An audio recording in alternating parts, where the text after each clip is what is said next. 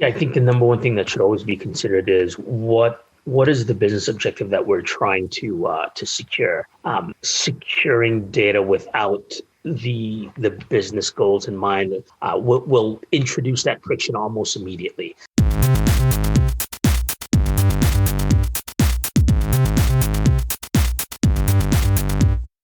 Welcome to Evolved Radio, where we explore the evolution of business and technology. I'm your host, Todd Kane. Today on the podcast, I'm chatting with Gabriel Gumps, CIO of Spirion. Gabe had an early passion for technology and focused on the security field. Gabe has a deep experience as a security practitioner.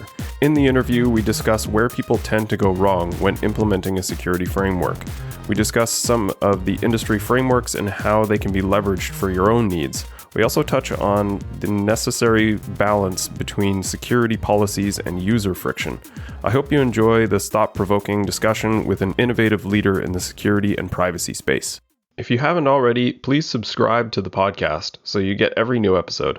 Also, if you wouldn't mind, please leave a rating and review in your podcast app. This helps others find the show so we can reach more of the community. Now, on with the show. Joining me on the podcast today is Gabriel Gumps. Welcome, Gabe. Hey, thanks for having me. So to kick things off, if you'd like to give us a bit of your background, maybe how you got into IT and specifically the security field. Yeah, absolutely. So I come from a bit of an engineering background and found my way to IT as kind of an intersection of that. So a little bit of a programming background, although I was not an actual programmer by trade, but studied some programming, things of that nature in school. And I started my IT career actually on the networking side of things. So I began in network operations, building internets, intranets, and some WANs, et cetera, and had been interested in the security side of things throughout that part of my career. And then began studying and learning some of the details of the security craft, if you would. So we're dating back now over 20 years, and I guess it's a little over 20 years. That seems about right. Started taking some formal courses through some of the certificate programs that were out there, the SANs and things of that nature, to build on things that I'd also learned as part of, my more formal schooling, et cetera. And it's been a lot of time also in the scene, if you would. So there was a very healthy community of InfoSec folks running around the New York area at the time. The Alt 2600 group was still fairly active. My local New York Linux user group was fairly active as well, too, probably is these days. And there were a lot of folks that were equally interested in security. And then I got my first kind of start in the security as an actual paid gig through some consulting work. Very cool. Alt 2600, that's legendary. I guess it is legendary at this point. Yes, it's legendary and absolutely carbon dating at this point. That's great. Yeah. Well, I appreciate the background. So in our previous discussion, you had an expression about building your own security stack, and the sort of the working title for this podcast is "Your Security Framework Sucks." So you want to give us your expression around that philosophy? Well, I got a couple. Let's see. I think I know which one you're referring to. So as security frameworks go, as someone who's equally taken their hand at crafting one. They all suck, and everyone has one. But rolling your own framework is like rolling your own crypto. One of the reasons why you don't do it, probably the most important reasons, although there are a number of them, is that there are a lot of tried and tested frameworks out there. No need to recreate the wheel. Now, adapting those to your circumstances, your business models, I think is the more important part of that exercise versus attempting to look at all the ones out there, coming to the same assessment I did, which is none of them are great, and then attempting to roll your own, because that's almost guaranteed to be a fool's endeavor as well, especially when you've got frameworks tried and tested, like the ones that, from the NIST, the NIST Corporation, et cetera. So rolling your own is both a bad idea and they all stink. Yeah. Okay. So we've got NIST, CIS, SOC, any of the whole list of the others. Is there anyone that you tend to lean on or prefer in sort of the general circumstance for, let's say, the typical audience being SMB to mid-size? And I think the obvious answer is as well, it depends. But do you have a sort of a framework that is either the best place to start or if maybe fits better into that SMB and mid-size group?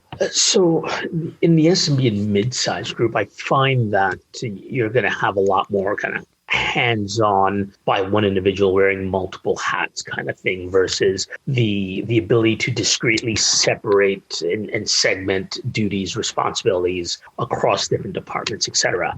So a framework like the NIST data security framework, I find lends itself well to that in so much that it's very practical and prescribed, right? So there are very described and prescribed methods for what you need to do to secure data in your environment, which is ultimately what you're looking to do. And at the SMB level, I find it's even more important. Not so much that it's less important at other levels, but at the SMB level, you're probably going to be outsourcing some of your network security, overhead administration, et cetera. Maybe to some type of MSSP or something of that sort. It really kind of depends on where you are in that maturity and life cycle. But that NIST framework does get very prescriptive in here are the things that you need to do in order to achieve these outcomes kind of thing versus CIS, I think is useful, but I don't know how well it applies at the SMB level.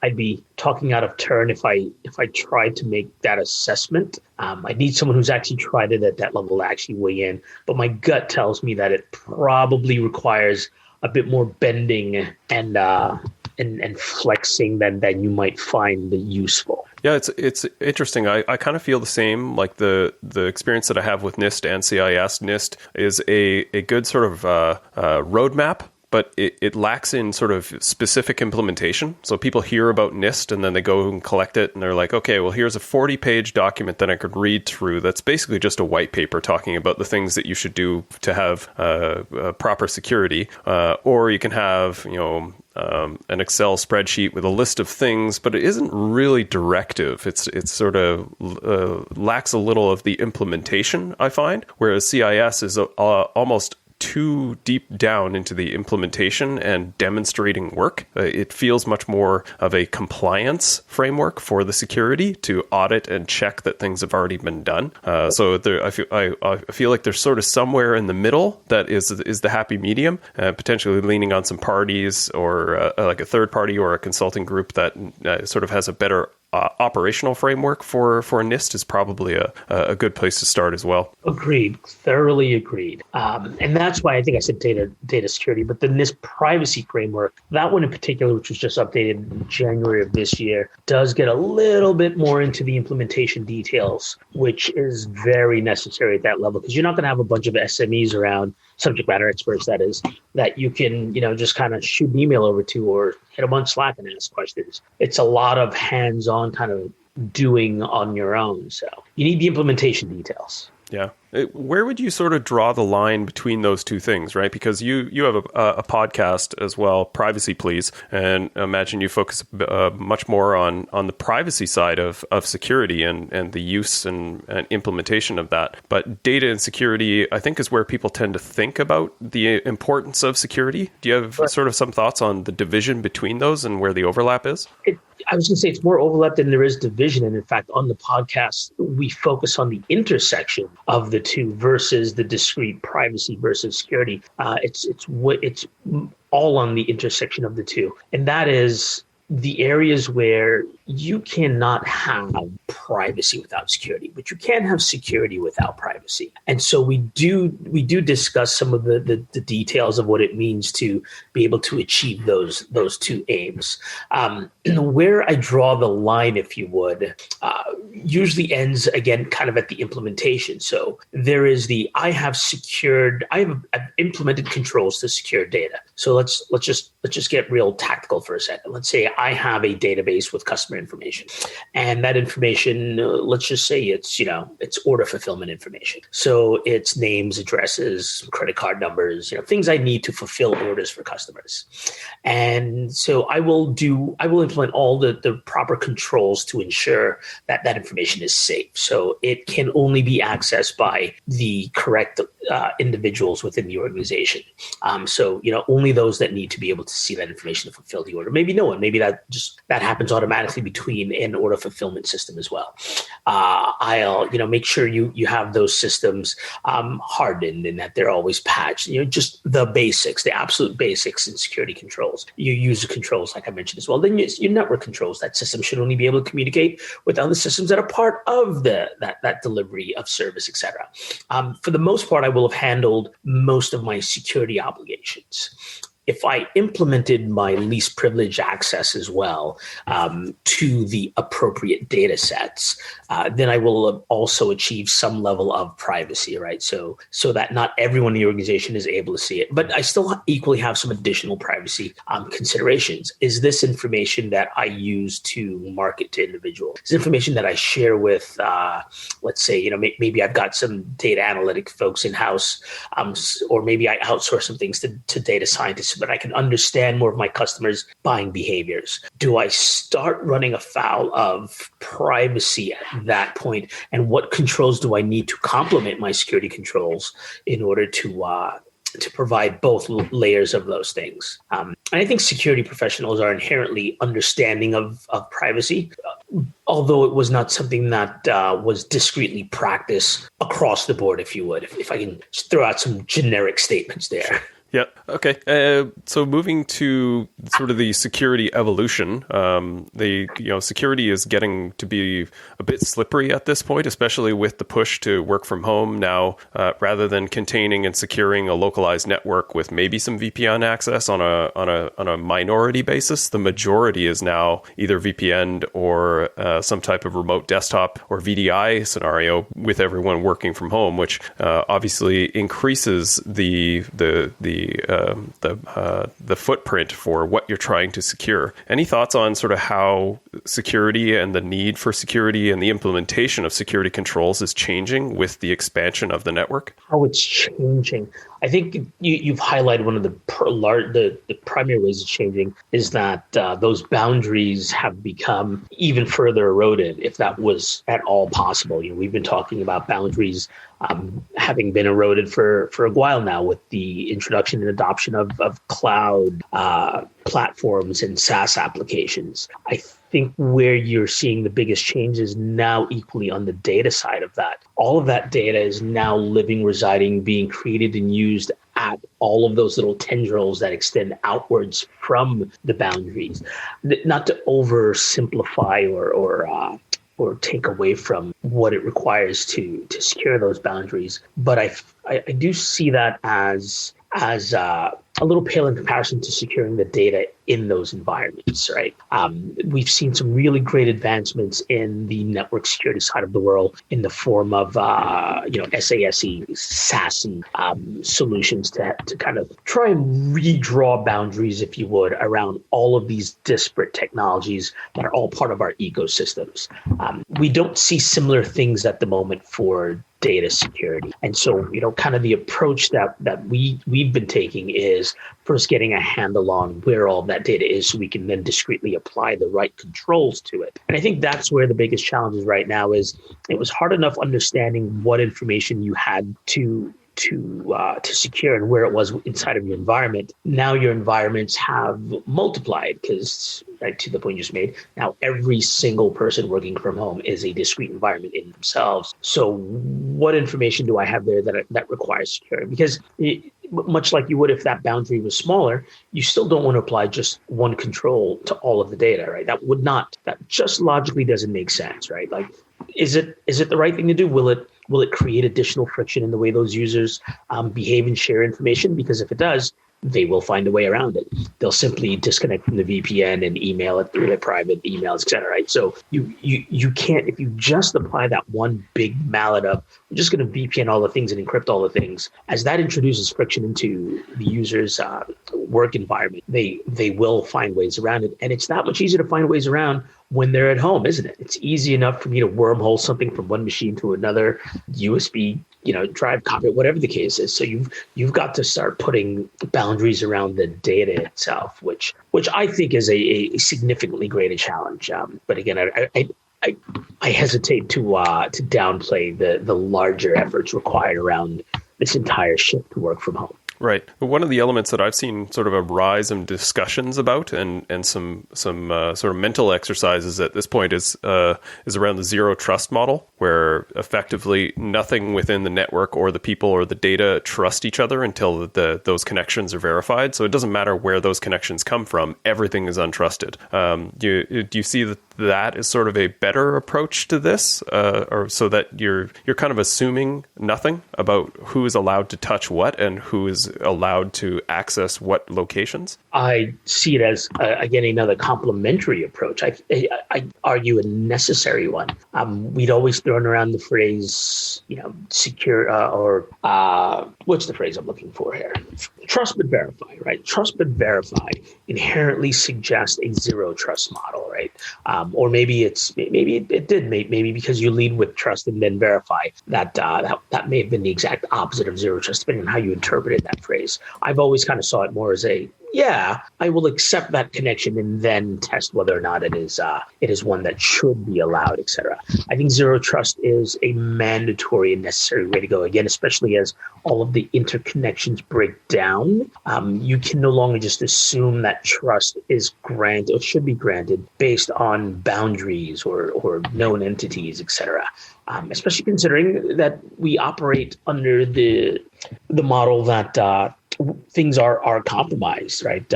Systems are easily compromised from an end user perspective, and so zero trust really adds to that. When I talked about SASE, the Secure Access Service Edge, they were designed with zero trust models by default, and again, I think we see some great success there. And a call back to NIST. I think NIST also released their zero trust framework. Was it earlier this year? I think it was earlier this year that hit the wire also. That's great. I'll link to that because I think that will be a much more sort of prevalent implementation that people will need to start to consider as well. So that's what it was. So it wasn't even that long ago. Okay. When was it? Sorry? August 2020, and it's 800-207. Okay, perfect. We'll link to that. You mentioned earlier the friction point between security and users. Do you want to expand on that around from a framework and implementation standpoint, things that you should consider in order to limit the friction while you're trying to establish or re-implement security controls? Yeah, I think the number one thing that should always be considered is what is the business objective that we're trying to secure? Securing data without the business goals in mind will introduce that friction almost immediately. So again, if I go back to my order fulfillment use case, if the data that I need to secure in the networks I need to secure are in line with being able to intake orders, process them, and store that data securely, then I need to make sure that what I'm not doing is introducing a number of security controls that will interrupt that flow, whether those be things that are, say, manual controls that someone has to step in and actually perform some type of release control, some type of manual flow controls. Manual flow controls in security do not work well when you're trying to do things like automate order processing, for example. And that's exactly the type of considerations that need to be taken into place when looking to reduce that friction. It's very different to introduce manual flow controls, if you would, into, say, my sending of an email where I may be stopped and prompted to acknowledge that there's sensitive data in an email because I'm already in a manual workflow of typing an email and hitting send, et cetera. Introducing a small negligible flow control in there, if you would, is quite different than introducing a similar one into an order fulfillment process. And so it really is just understanding what that business workflow is and where it is appropriate to introduce controls that are heavier in terms of flow interruption versus not. And again, making sure that they are the appropriate control for the appropriate outcome. If what you're trying to achieve is data security, then you're going to want to ensure that those controls are geared towards that, where you are securing access to the data itself, and the flow of that data versus equally introducing data privacy, which will also require that you introduce controls that restrict who can access the data and how the data is processed. Both of those things, again, go hand in hand with the business process that you're trying to enable while securing. Okay. One that maybe comes to mind as particularly relevant around sort of maybe it's manual, but it's a necessary process would be two-factor authentication. To me, like my motto over the last sort of year and a half has been 2FA all things, or just like if it's available, enable it, right?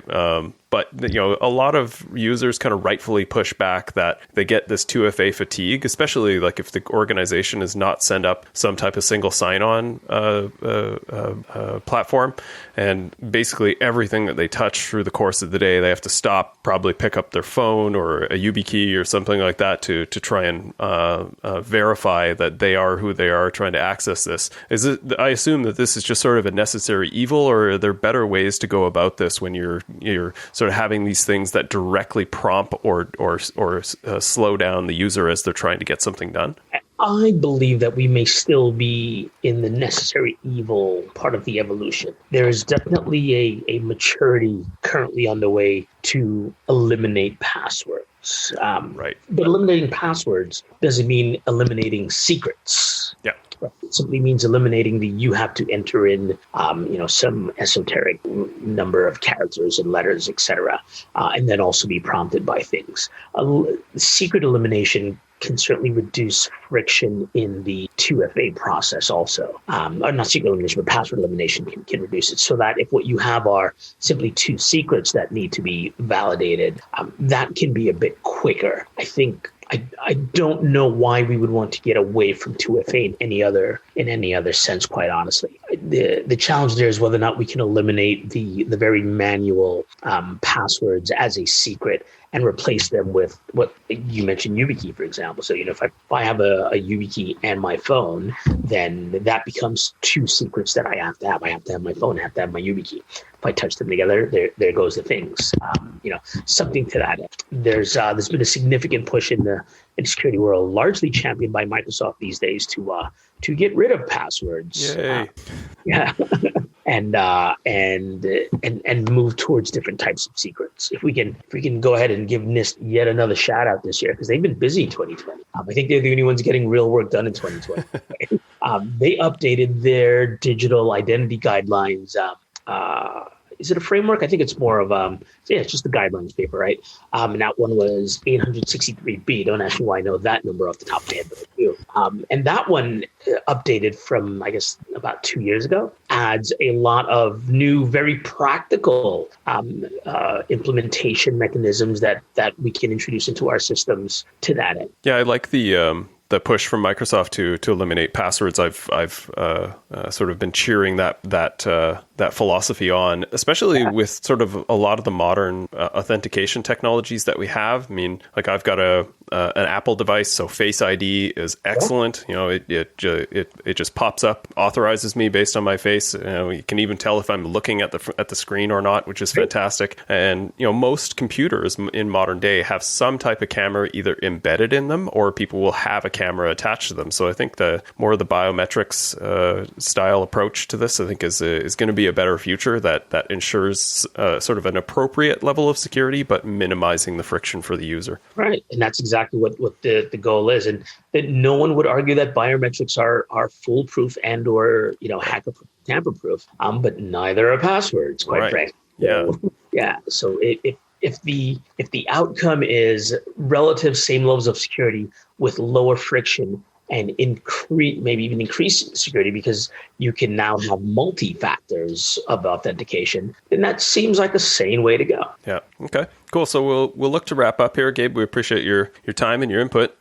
If people sort of are questioning whether or not their security framework sucks, what would be sort of the initial place to send them? What should they look up? Just go to NIST and try to do it on your own, or look for some outsourced third party. What would be your suggestion to someone wanting to take action against this and improve their security framework? I think the first action is to kind of step up to the mirror and ask, have I looked at this security framework through the lens of my business, not just through the lens of everyone else that created it? And how does my business achieve its stated goals and outcomes while implementing these things? But I would equally then turn to some of as a first stop, some of the communities that are built around the implementation of these frameworks, whether it's the ISSA or ISC squared, or where there are other professionals that have kind of hands-on experience in implementing those frameworks, and more importantly, in adapting them to their environments and learning from how they've approached it as well. Absolutely worth its weight in gold to understand and know the frameworks, right.